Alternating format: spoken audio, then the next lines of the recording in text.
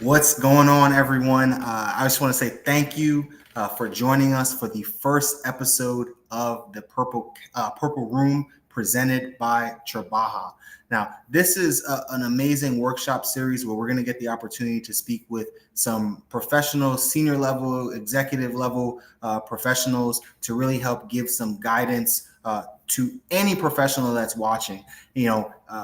If you ever had the opportunity to attend Diversitech, you know that Trabaja does their thing with the workshops. They're really all about providing impactful workshops that really not only have an impact on the attendees of the conference, but also help people throughout their career journey. Trabaja is all about economic mobility, and wherever you are in your professional journey, there is another level for you to reach.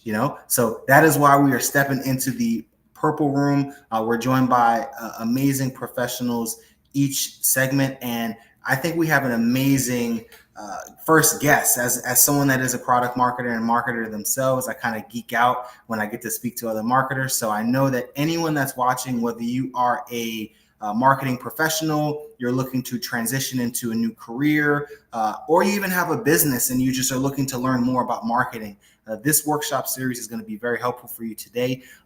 My name is Armand Cheeks. I'm going to be your host. I am the founder of Sigma Solution Marketing and Consulting Technologies. I'm the founder of Infinite Getaways travel agency, and I had the pleasure of being a Diversitech techfluencer for this last past conference. And ever since getting connected with Diversitech, I have really been moved by their mission, and any way that I can add value and support, that is exactly why I'm here. So I'm actually going to introduce my guest, because this is all about our guest who has an amazing workshop plan for you. So Christiane is a seasoned product marketing manager with over 7 years of experience driving growth in B2B and B2C SaaS products. With deep expertise in financial services, she has successfully led go-to-market strategies and product positioning across digital payments, lending, retail, and commercial banking, as well as neobanking and cryptocurrency. Christiane brings a strategic lens and a customer-first mindset to every product she touches, making her a trusted voice in evolving fintech landscape. So I'm going to go ahead and bring our guests up to the stage, and I want to say welcome to the Purple Room, Christiane. Thank you so much, Armand. I'm so excited to be here, and thank you for the amazing intro also. Um, I'm so happy to be the first guest that you're having on the Purple Room, and I'm grateful to Tribaha for giving me the opportunity to talk about everything product marketing. So I'm am I good to get into it? Because Yeah, we're definitely going to get into it, because again, like just like the workshops at the conference, like people are they want the information, they want to be able to apply it. So I don't want to take any time away from your amazing presentation. I'm actually going to drop down from the stage and let you take over, and I'll see you in a minute for Q&A. I also want to real quick encourage any attendees, anyone that's watching live, or even if you're watching the replay on YouTube, definitely make sure you write some comments. Christiane will be able to reach out and respond to some of the comments in the Q&A portion. Or if you're making a comment on a video that's already happened, we'll still make sure we get to your comment and make sure everything you're asking is addressed. So without further ado, please present your workshop. thank you so much, Armand. I'm gonna go ahead and share my screen. I hope everyone can see my screen. So today I'm going to be talking about everything product marketing related, right? So kind of like Armand said at the beginning, if you're a marketing professional or you're someone just trying to transition into product marketing, or you're already in this role and you just want to really hone your skills and make yourself better at whatever you do, I think this is going to be perfect for you. As we all know, there's so many fields when it comes to marketing: digital marketing, growth marketing, integrated marketing. There's so many other divisions, and product marketing is really niche. But I also want to state the fact that it's the foundation for marketing for any solution or software or product based services. So Armand already did a quick intro. My name is Christiane, but everyone can call me Chrissy. I think it's easier.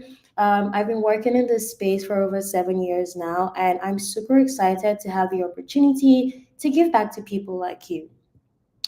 So, let's get into the actual juice of things. Today, we're going to be talking about PMM fundamentals. And that's pretty much everything we have in our content for today.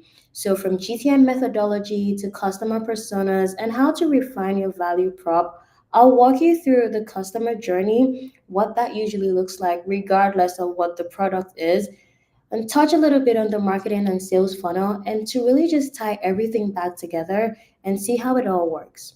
So, first things first, let's talk about go to market methodologies. So, GTM is really the bone of anything that a PMM does, and it's a really key pillar when it comes to product marketing. And one thing that I always highlight when I'm talking to my peers, colleagues, or people that I'm just trying to mentor is, did you know that 70% of product launches fail? Not necessarily because it's a bad product, but because you don't have a great product market and go to market plan. So, kind of like it says here, a solid GTM is the difference between a flop and a fan favorite. And a really nice way to look at that is, assuming you have a product team, right? And everyone's worked together to build this amazing product. It works seamlessly, it's amazing, it's easy to use, it's affordable. When the marketing team doesn't push this to their target audience properly, the product is going to flop. No one's going to buy it, no one's going to use it. And now you're stuck with an amazing product that no one knows about. So, this is why it's a really important pillar that every PMM should know how to handle. And we're going to get into the details. So, what I've done here is I've outlined an approach that I would recommend for anyone that's building out a go to market strategy. So we'll touch on like a business strategy, and your business strategy is really just a high level information of whatever you're trying to achieve for your company. And it's obviously going to be different across the board. So what your business strategy would be for a ride hailing app will be completely different for a fintech. And the second thing will be your value proposition refinement. It might sound very simple, like, oh yeah, just put a value prop together. But refining your value prop and really having something that sticks and speaks to your audience is a very easy way to ensure that whatever you're speaking to your audience, it clicks at the first time. And thirdly, rather, would be industry and competitor analysis. This is really exciting, and I think this is actually one of my favorite parts of building out a GTM. Some people might think, oh, I want to know what the competitors are doing so that I do completely the opposite thing. And that's usually not the case. Competitor analysis is important because usually you don't want what's not broken doesn't have to be fixed. So you're not necessarily trying to build something completely different. Instead, you're trying to understand what they're doing and carve out a niche for yourself. And that leads us to the fourth point, which is your target market and your customer personas. Now that you've built out this niche for yourself and it's amazing, you also need to understand the people that you're selling to. And this goes beyond just saying, oh, I'm selling to women who are under the age of 40. It goes really detailed into their demographic, their psychographic, their aspirations, their needs. When you get really granular with your customer personas, you're able to build out a more robust GTM. And to really summarize all this, every PMM knows that the key thing when you're building out your strategy is to have a one-page GTM that is aligned to your customer journey. And this GTM would also contain the recommended channels and the campaigns. So moving on to the next slide, I want to start off with what is your why? It's a really important question, and I think it really permeates all your messaging. So your why is going to be the messaging that we see on all your social channels, on all your marketing materials, on your website, on your social ads. If you're able to really nail this down, it's going to simplify the way that you engage with people. It's going to simplify your marketing materials, and you really see the benefits when you start seeing those conversions when it comes to selling the actual product. What I've done here is I've put together a value proposition template. And if we're on the call and you have a pen and paper, feel free to grab it.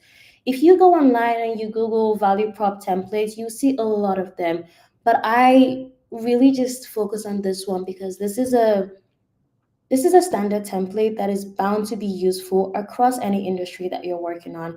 It's also one that I've utilized in my past from other mentors. And if you also look at April Dunford, who is a leader in the PMM space, this is the recommended template when you're building out your value prop. So you start off with asking a question that will address their pain points. So let's say Cash App, for example. Are the question could be, are you tired of waiting for days to access your money? And then you follow up with a value statement which has to do with four bullet points. It could be no fees, easy to access, pay, send, and receive. And then you use another question that ties that story together. What are you waiting for? And then proof to substantiate your claims. Customer testimonials, number of customers, links to a case study. For example, we could use something like 50 million customers trust Cash App today with their money. And then handle objections. So you're trying to preempt the questions that a customer might have. It could be something like worried about high cost or worried about it's too expensive. Cash App doesn't charge you any hidden fees. And then finally, you close that off with a call to action. It could be click here, register now, download now, depends on the platform that you're working with. Now that we've spoken about value props, I want to talk about competitor analysis a little bit deeper. Like I already said, we're not just trying to discover what our competitors are doing. We want to know their strengths, their weaknesses, their market positioning, and use that information to inform our strategic differentiation. So, in everything that you're doing when you're looking at competitors, you want to be the same but different, if that makes sense.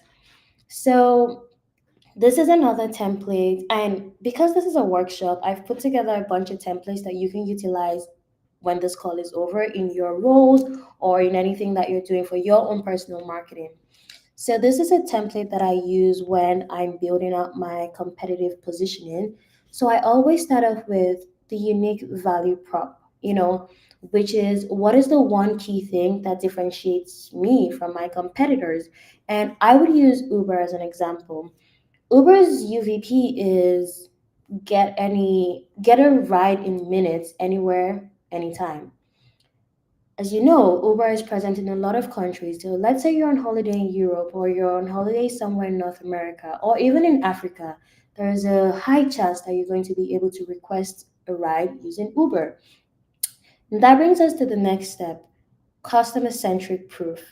When people say customer centric proof, there is a high chance a lot of us are thinking testimonials, case studies, quotes.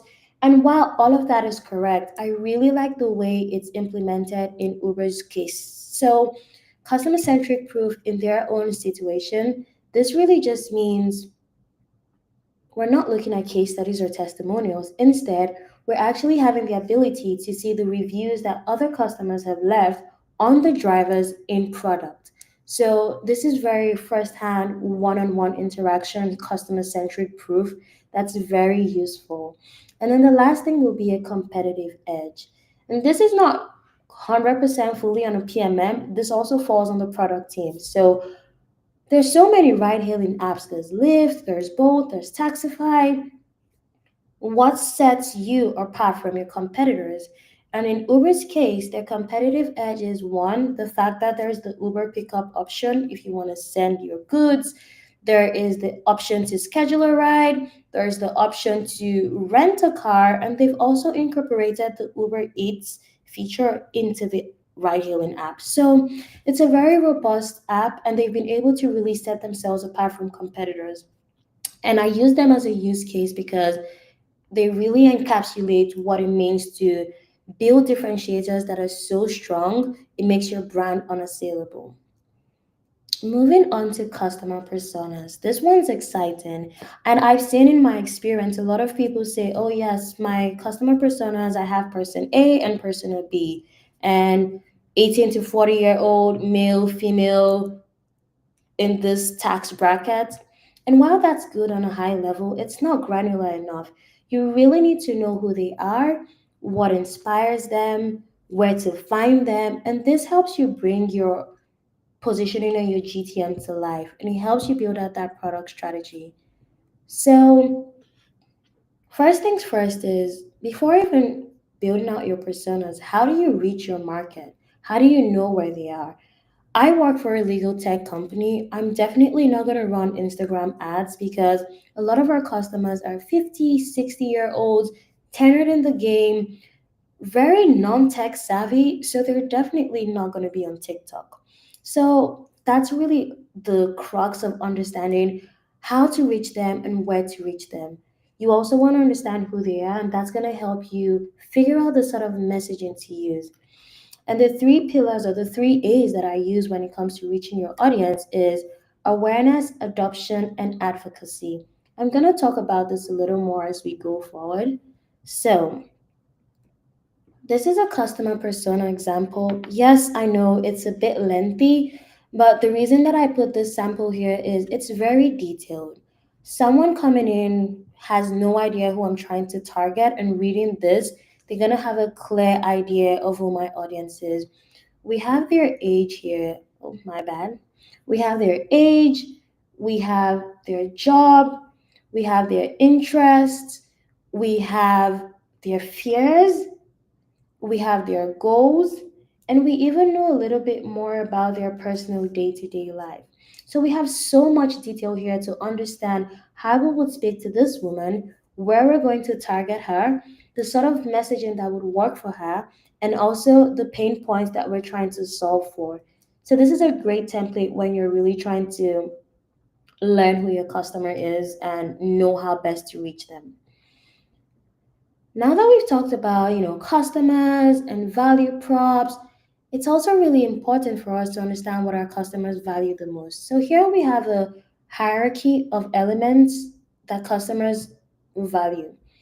We're starting off with social impact elements, which is how a product delivers value to the society. So we're thinking things are really like self-transcendence. Are these products making you better?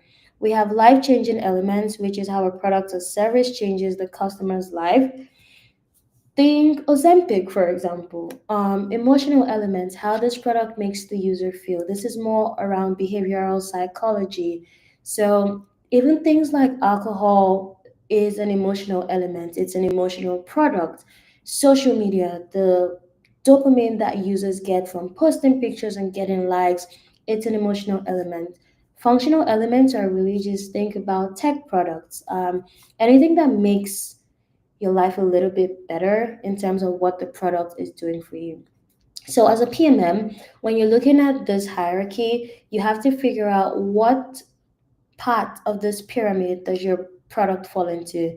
And sometimes a product might fall into multiple ones. It doesn't always have to stick to one of these elements. And now let's chat a little bit more about the customer journey. I already spoke about the three pillars, which is awareness, adoption, and advocacy. So now I'm going to go into a little bit more detail and show you what each feels like from a customer's perspective. And it's really important because this journey helps you deliver the right message at the right time in the right way. If you're able to nail your customer journey, I can assure you that you're able to convert the user before at the point of taking that first action. So like I said earlier, we have advocacy, we have awareness, adoption, and advocacy. Awareness is really just making sure that people actually know that your product even exists in the first place. Adoption is at the point of first action where they purchase your product.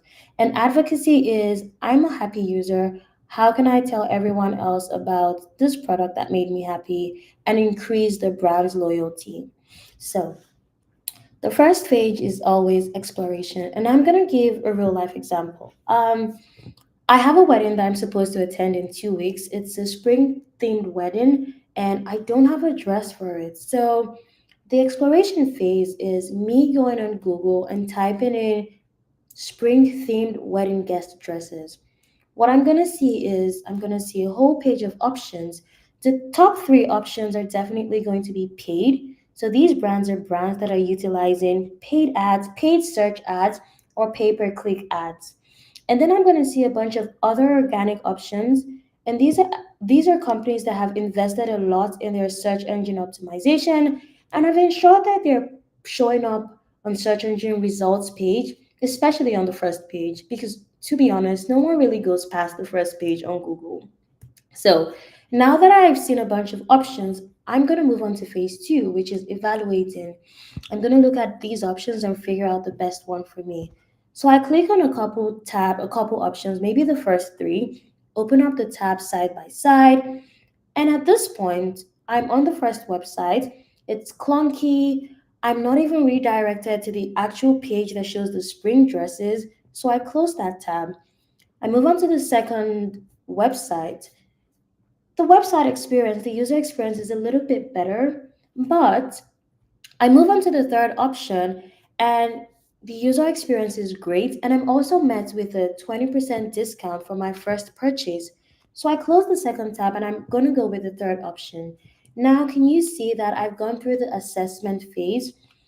And these competitors, they're all offering the same thing, but what helped the third brand stand out from the first two? They paid more attention to usability, messaging, and actually the 20% bonus that made a difference. So now I move on to the third phase, which is purchase. I go through the website and I've seen a dress that I like, and now I want to purchase it. But between the point of purchase, expansion also comes in, and this is where you increase or renew a contract.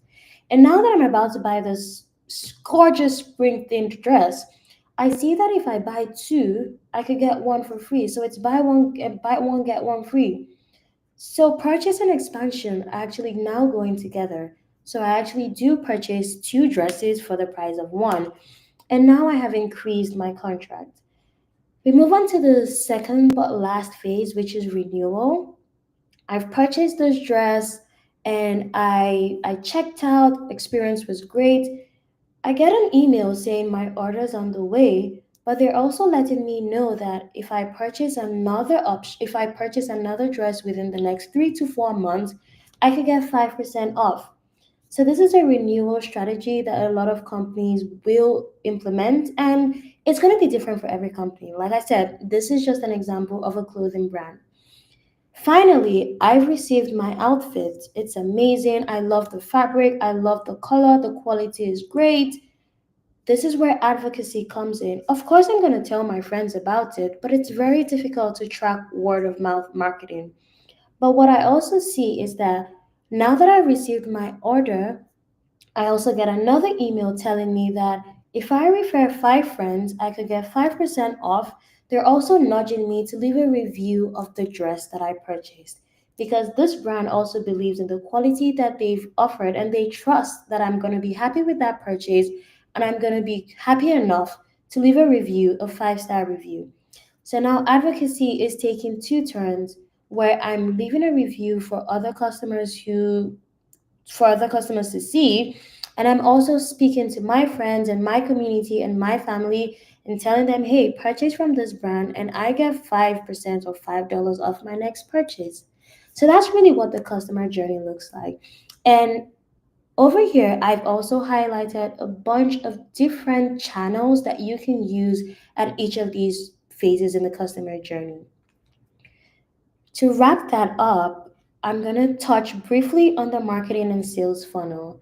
So, marketing and sales, in my experience, we usually work very closely together, but it's also very important to make a clear distinction on what marketing owns and what sales owns.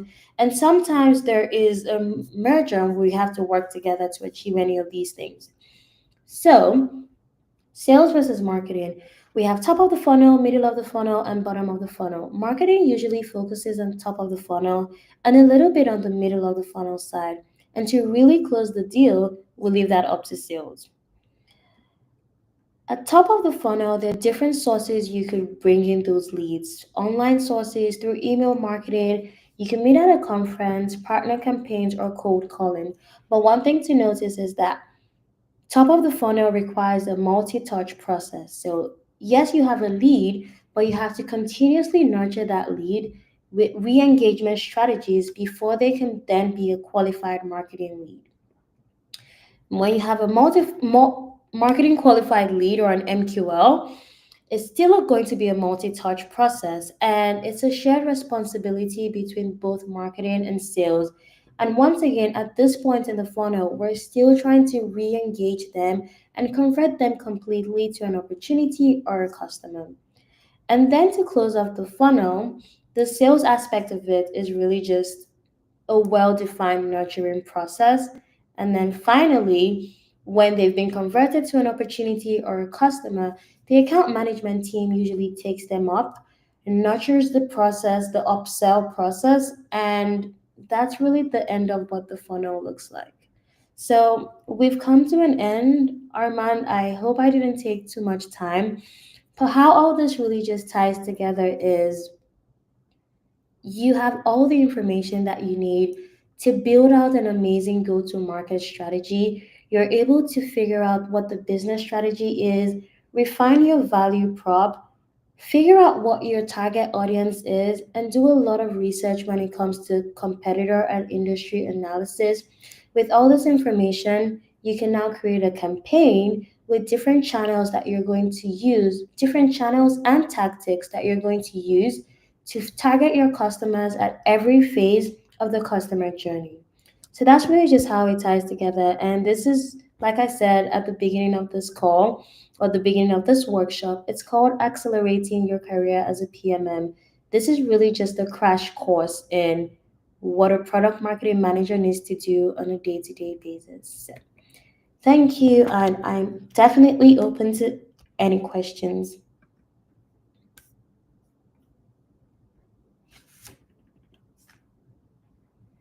Arm, Armand, I think you're on mute. Yeah, right. I realized I was muted, but no. I just want to say, wow, that was great. I think it was some really impactful information. The fact that you were able to condense an entire product market strategy, go to market strategy into 30 minutes is like you guys really just got a master class. So I really want to first encourage anyone that's watching to leave a comment if you have any questions, if something that was mentioned within the workshop really resonated with you. I want you to take the moment to write a question, to write it out, to anything to kind of just really engage that part of your brain. We're getting ready to go into the Q&A portion, but a couple of things I'll say.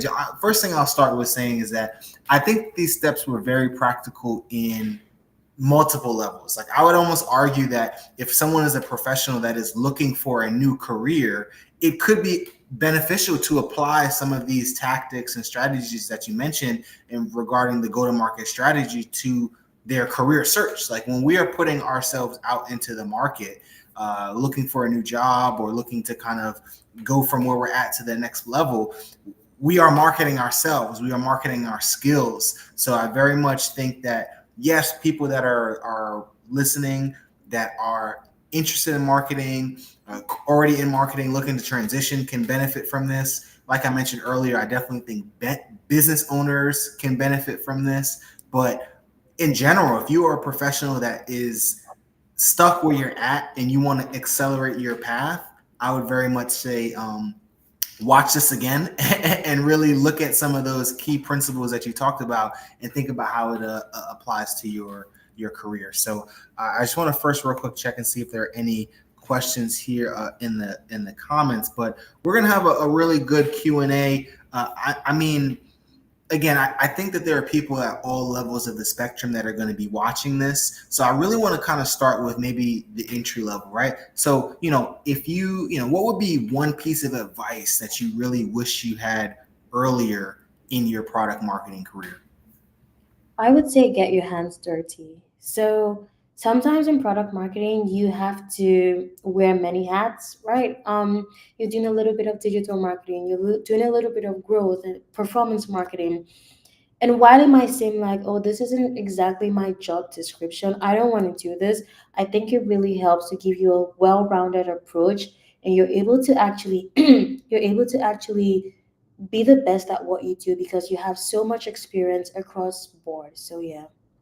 I love that. And the comments are blowing up right now. We got some people giving you your flowers because you did do a phenomenal job presenting. Ayana mentioned that this is definitely a master class. She gave you some claps. And Alexandra actually has a question. So the question that she mentioned, first she said this is a great information. So again, I want to give you your flowers.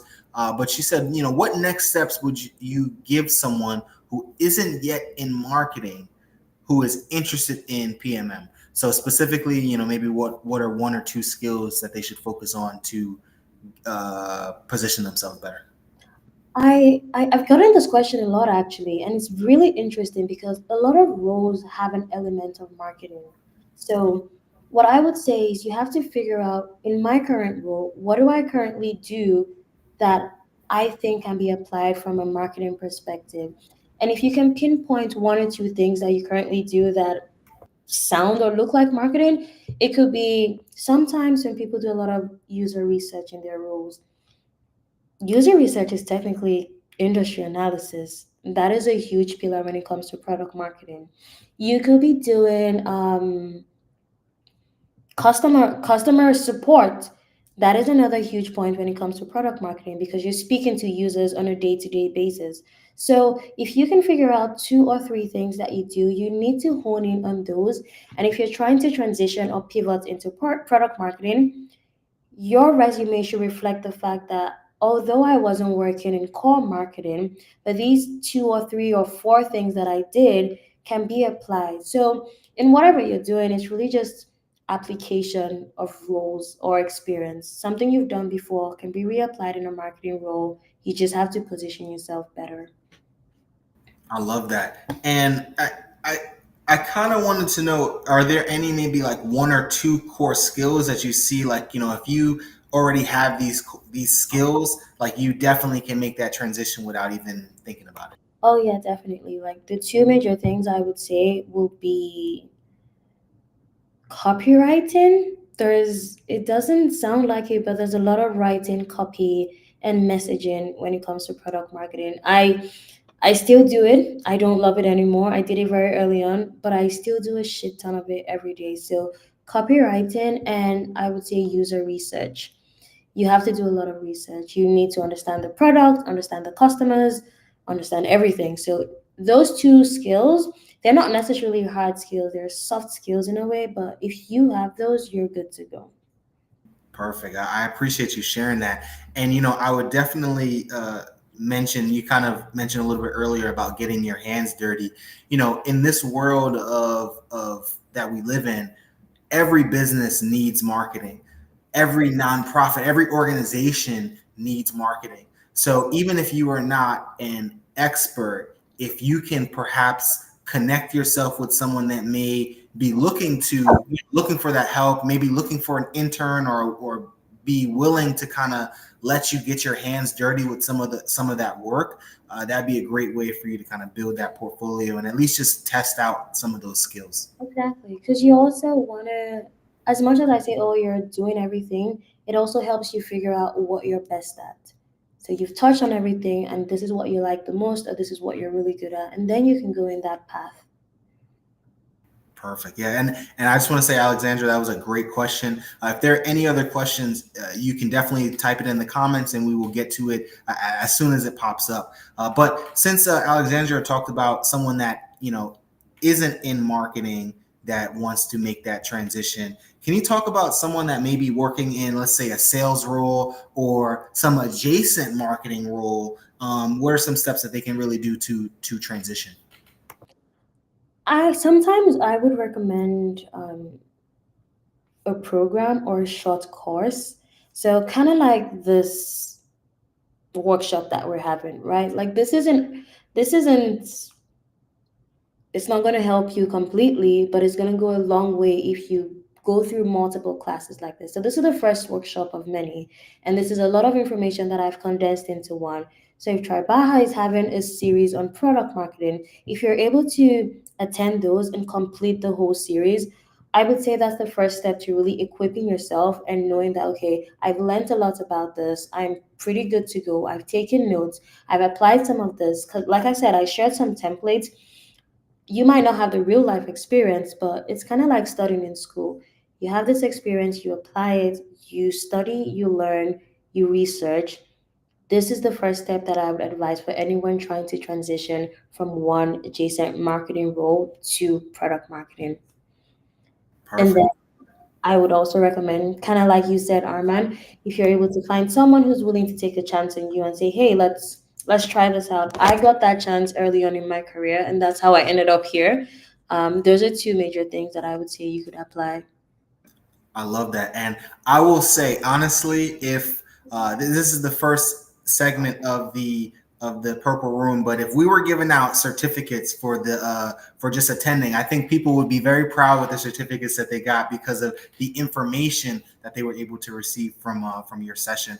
And I definitely want to give people the opportunity, either at the end or maybe on the later weeks, to one, perhaps if you would like to share the slides, or if we can get some type of downloadable with some of the templates that you provided, that would be absolutely great. But I want to quickly transition because you mentioned something. You kind of talked a little bit about your journey briefly, but I would love to know, like, what really was your journey into product marketing and what helped you. You know, we're talking about accelerate. What helped you accelerate your growth in the field?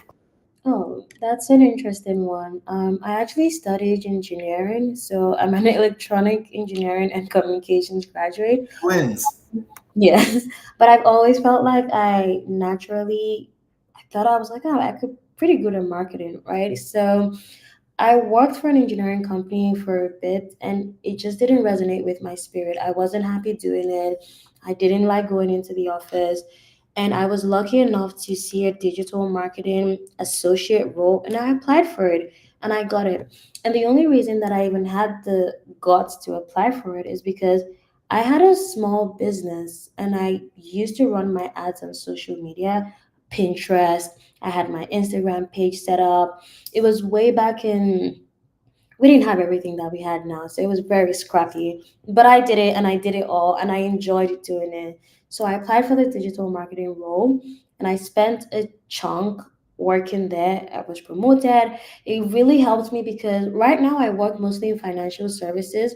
But while I was in that role, I had the opportunity to work with food and beverage, retail, hospitality, even golf, and also financial institutions. So my career and like my trajectory has really been, I had a genuine interest. I went out of my way to look for something that did not align with maybe what I studied in school or like my current experience. And I had to show value to my employer and say that, hey, look, I know my experience is engineering, but I've done this personally in my spare time as a freelancer. I can do this. And they took a chance on me and I proved myself on the job and I got better. And that's how I progressed.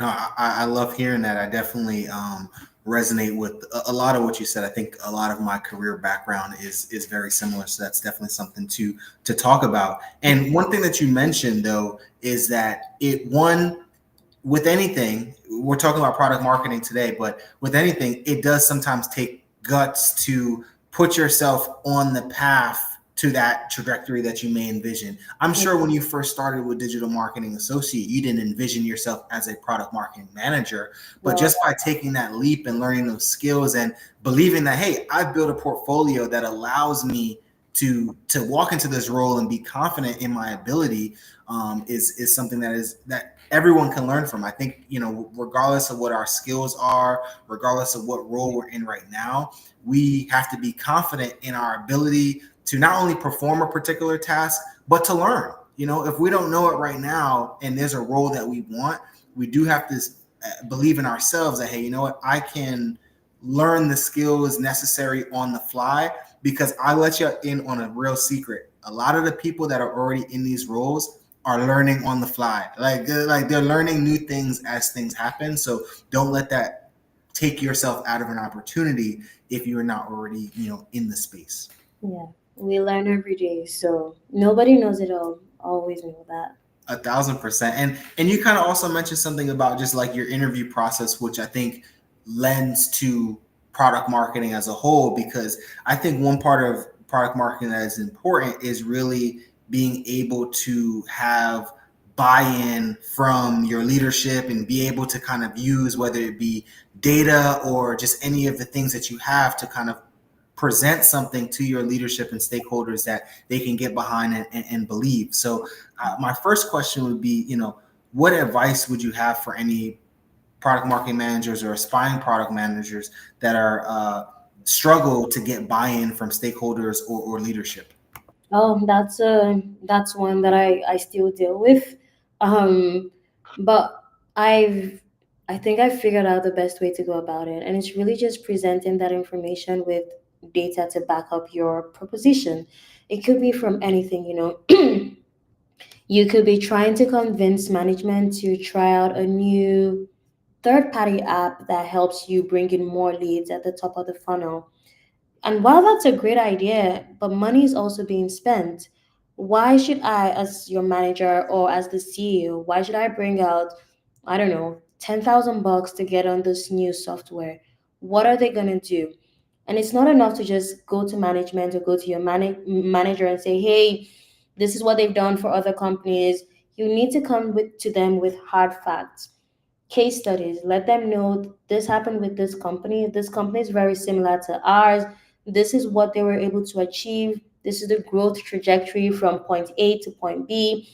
And it could be anything really, from even internally. You want to try out a new marketing campaign. It might be a great idea once again, but it's only in your head. Why is it going to be great? Why should I believe you technically? So I think that's the question everyone should ask themselves before you go to C-level managers. Why should they believe anything that you have to say? And usually, in my experience, what really helps is when you can back up whatever you're proposing with some data. You can say, hey, 50% of our customers are not purchasing, and the reason, maybe there's a survey, and the reason they're giving is too expensive. Let's do a 50% off campaign. I would be more open to listening to that sort of suggestion versus, hey, let's just do something. Let's do something fun. Let's change up the colors of the website. Let's change up our social media strategy. Why are we doing this? What is the benefit? So that's always, the question that I would go with. Perfect. Now, I appreciate that explanation because, as a marketer as well, I often say that marketing is like a fine balance between science, psychology, and art, right? It's like in many ways, it's like a combination of all of those things. And I think that from that lens, it helps you understand that there is a lot of collaboration that goes within being a PMM. And you kind of spoke about it a little bit earlier, just collaborating with sales and just Yeah. how sales and marketing are related in the funnel. I would love to ask, how can and how do PMMs effectively communicate with teams like the product marketing and product sales and even engineering?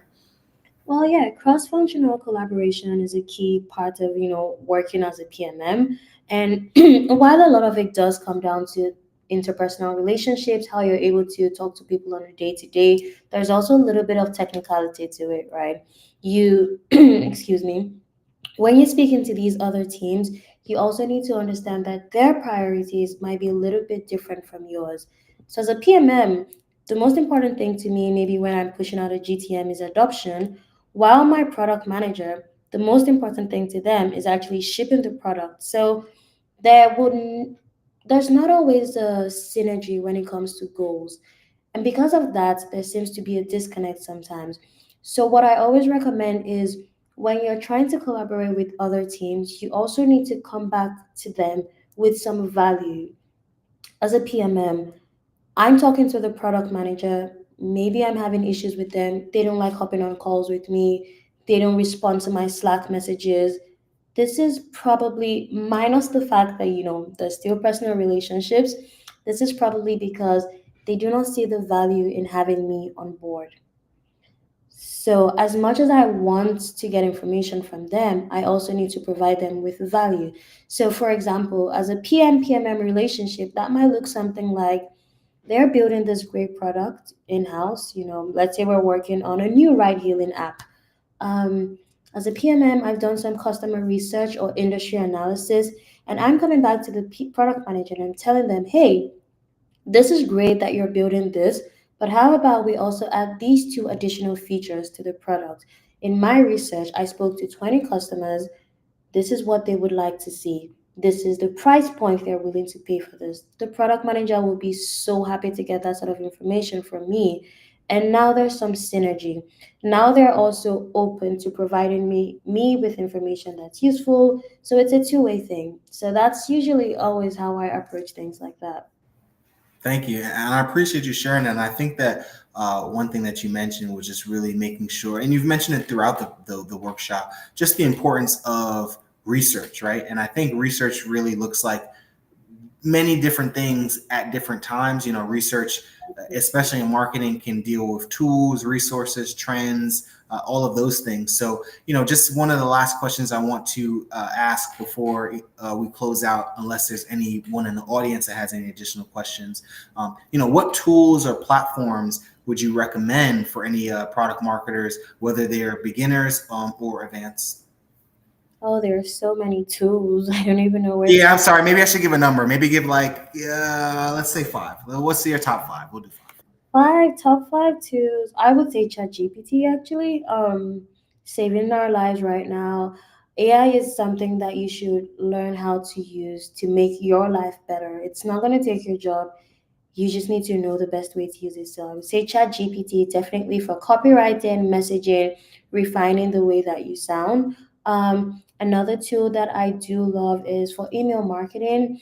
There are a bunch of them, but PMM should be familiar with any of these tools. So Marketo, could be MailChimp. There's another one that was skipping my mind right now, but yes, email marketing tools. The third one I would say will be marketing automation tools. So think Zapier, HubSpot. So these are tools that you can use.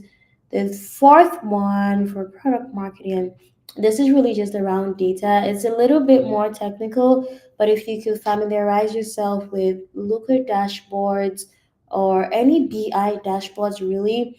And the last one is really just all encompassing. It touches on performance marketing a little bit, but PMM should be familiar with Meta ads, Google ads, most of the ad platforms. You don't have to know it in detail, but understand how it works, how to navigate it, how to calculate your CPA, that type of thing. So those are the five that I would really recommend.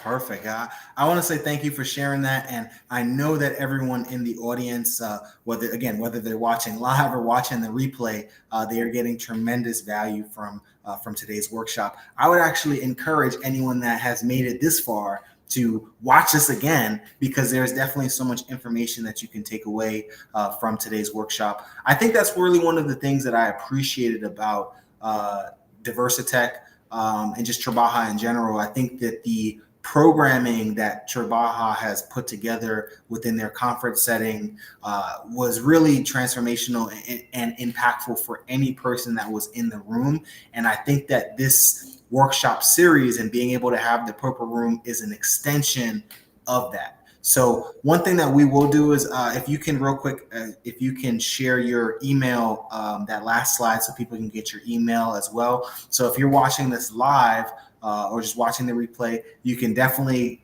send her an email, and perhaps if you're friendly, if you say it in a nice way, right, she will let you see those slides. But we will also coordinate with Christiane about how we can send out some of those templates if that is what you're looking for, because I do believe that wherever you are in your PMM journey, uh, this information can be helpful for you. Okay. So I actually want to give you the opportunity real quick to close out. Like, if there's any closing words that you want to say as our first guest in the Purple Room, I definitely want to give you the opportunity to close out before we wrap up the show. No, thank you so much, Armand. I think you've said it all. I'm so excited that we had the opportunity to do this, and I'm really glad that a lot of people found this helpful. Like Armand said, if you go back and you have to watch this again, please feel free, take some notes. It's gonna be amazing. So I'm gonna share my email, but Armand, I actually don't know how to share it on the chat here. If there should be a chat button, but it might be easier for you if you can just share your screen again for the end slide, so people can kind of just take a screenshot of that. That'll be super easy. So we have my email here. If you have any questions and you need to reach out to me, I'm always very open to helping other professionals in the field, even if you're a seasoned professional or you're just starting out. A lot of the work that I do is really just mentoring, speaking to people. I love giving back because this is something that I wish I had early on in my career. And as I've progressed, I've seen that a lot of product marketers don't have a space to come together and like chat. So Shoot me any questions you have. I'll be sharing templates with Armand after this call, downloadable templates.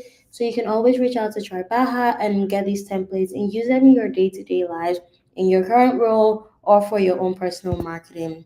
So, once again, thanks, Armand, for this opportunity. And thank you all for joining. Perfect. So I want to say, give a couple of thank yous. One, again, always going to say thank you to anyone that's tuning in and watching. If you've made it this far, I know that you've been impacted by this workshop. I want to say thank you to Christiane for taking the time, energy, and effort to put together such a impactful workshop. And then I'll also go ahead and say thank you to Trabaja for putting this together and really just being intentional about making sure that people within their community are getting the resources and knowledge necessary to upskill, to grow their career, and of course, to reach those goals of economic mobility. So, again, if you're watching this, I really want to, and you love this episode, I want to encourage you to not only maybe watch it again, but share it with someone that you think is interested in marketing or product marketing. Tell them to leave a comment because that is really just going to help with the exposure of not only this episode, but future episodes. And I have a funny feeling from just the magnitude of this workshop. I think Christiane might be at Diversitech 2026. Like I'm feeling it. I'm feeling it. I think that's what's going to happen. We're going to speak it to existence. But again, I want to say thank you to everyone that's tuning into the Purple Room. This is going to be the place for professionals to get the information necessary to help them accelerate their career, really. So I want to say thank you to everyone that tuned in, and I look forward to having you on the next episode. So thank you, everyone. Everyone.